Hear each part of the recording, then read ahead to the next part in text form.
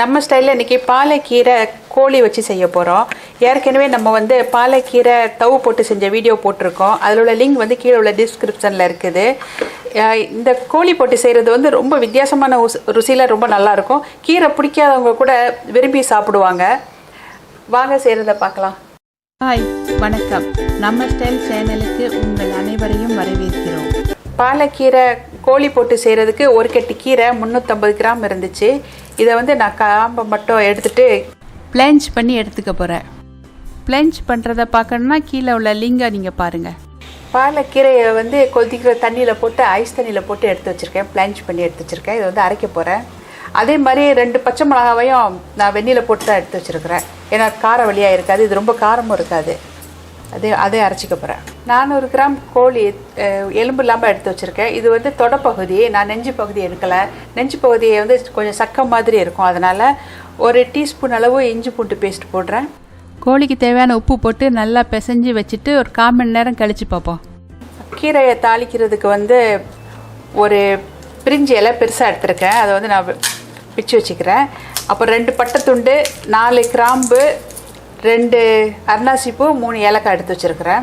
1 மேஜைக்கரண்டி மல்லித்தூள், 1/2 மேஜைக்கரண்டி மிளகாத்தூள், 1 teaspoon சோம்புத்தூள், 1 teaspoon மஞ்சத்தூள், ஒரு பெரிய வெங்காயம் பெருசாக கொத்தி வச்சுருக்கேன்.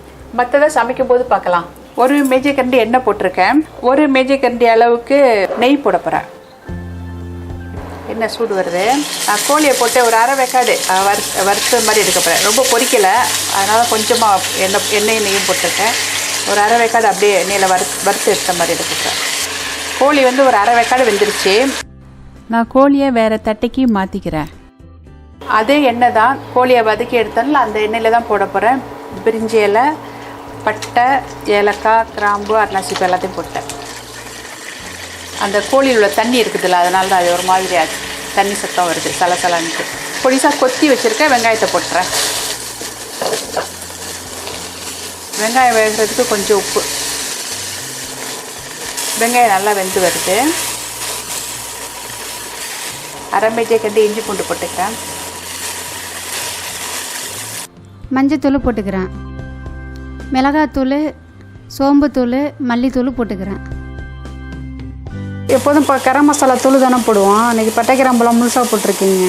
கரம் மசாலா தூள் போடலாம், ஆனால் கலர் வந்து கொஞ்சம் பச்சை உனக்கு வந்து கிடைக்காது. மிக்ஸி ஜார் கழுவுன தண்ணியாக ஊற்றிக்கிறேன். கிரேவி கூட பார்க்க நல்லா இருக்கலாம், நல்லாயிருக்கும். அந்த கோழி வதக்கின இதிலே போட்டு நம்ம சாந்து செய்கிறதுனால அந்த கிரேவி இன்னும் ரொம்ப ருசியாக இருக்கும். அரைச்ச கீரையும் மீதம் உள்ள தண்ணியும் ஊற்றிக்கிறேன். நல்லா கலந்து கிண்டி விட்டுக்கோங்க. இது கூட பாரு, கலர் கொஞ்சம் வேறையாக இருக்குது. ஏன்னா நல்லா பச்சையாக தெரியுது. கொஞ்சம் அங்கங்கே கொஞ்சம் கலர் இருக்குது. இன்னொரு அரை கப் தண்ணி ஊற்றிக்கிறேன். இதில் அப்படியே சாதத்தை போட்டு விரவி சாப்பிட ரொம்ப நல்லாயிருக்கும். பாதாம் முந்திரி பேஸ்ட்டு 3 மேஜைக்கரண்டி அளவு போடுறேன். இதுக்கு போட்டோம்னா நல்லா கிரிம்மியாக இருக்கும். தயாரான கலவையில் பாதி அளவு வெந்த கோழியை போட்டுக்கிறேன். நல்லா கலந்து கிண்டி விட்டுக்கோங்க. ஒரு 2 நிமிஷம் சென்று பார்ப்போமா. இப்போ வந்து கடைசியாக அரை மேஜைக்கரண்டி வெந்தய இலை, கஸ்தூரி மெத்தி.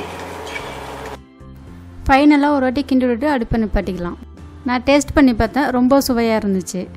இது வந்து எல்லா வித சாப்பாட்டுக்கும் பொருந்தும். இட்லி, தோசை, சப்பாத்திக்கெலாம் தொட்டு சாப்பிட ரொம்ப அருமையாக இருக்கும்.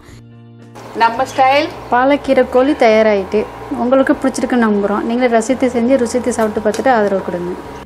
தயாரான கோழியை வேறு பவுலுக்கு மாற்றிக்கிறேன். என்ன பண்ணிகிட்டு இருக்கீங்க? அந்த குழம்பு அதில் அந்த கிரேவி அதில் ஒட்டிகிட்டு இருக்குல்ல, அதை வச்சு சாப்பிட ரொம்ப நல்லாயிருக்கும் தெரியுமா. நான் எந்த கிரேவியாக இருந்தாலும் வீணாக்க மாட்டேன். அப்படியே அதில் சாதத்தை இல்லாட்டி தோசை இருந்தால் வச்சு தான் தொட்டு சாப்பிட்டுக்குவேன். ரொம்ப ருசியாக இருக்குது. ஏன் வீணாக்கணும் சொல்லு.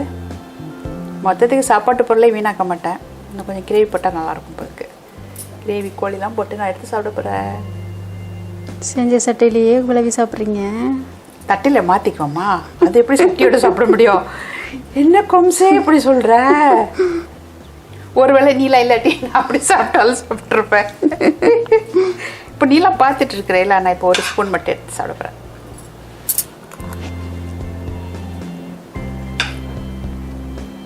ரொம்ப ருசியாக இருக்குது. இந்த கோழியோட சாரெலாம் அதில் இறங்குனதுனால, அந்த கீரையில் இறங்குனதுனால அந்த கிரேவி ரொம்ப ருசியாக இருக்குது. நீங்கள் செஞ்சு சாப்பிட்டு பார்த்தா தெரியும். இதுக்கு மேலே வர்ணிக்க எனக்கு தெரியலை. எல்லோரும் பன்னீர் போட்டு தான் செஞ்சுருப்பாங்க. ஆனால் இந்த மாதிரி செஞ்சுருக்காங்களான்னு எனக்கு தெரியலை. செஞ்சு பாருங்கள், ரொம்ப ருசியாக இருக்குது. எல்லா சாதத்துக்கு எல்லாத்துக்குமே பொருத்தமாக இருக்கும். நான் இதை சாப்பிட்டுக்கிறேன். தட்டையில் எடுத்து வச்சு சாப்பிடணும், அதுக்குள்ளே பொறுக்கலை எனக்கு. இந்த வீடியோ உங்களுக்கு பிடித்திருந்தால் லைக் பண்ணுங்கள், ஷேர் பண்ணுங்கள், கமெண்ட் பண்ணுங்கள், சப்ஸ்கிரைப் பண்ணுங்கள். பிறகு கீழே இருக்கும் பெல் பட்டனை அழுத்துங்கள். நம்ம ஸ்டைல் சேனலை பார்த்ததற்கு நன்றி.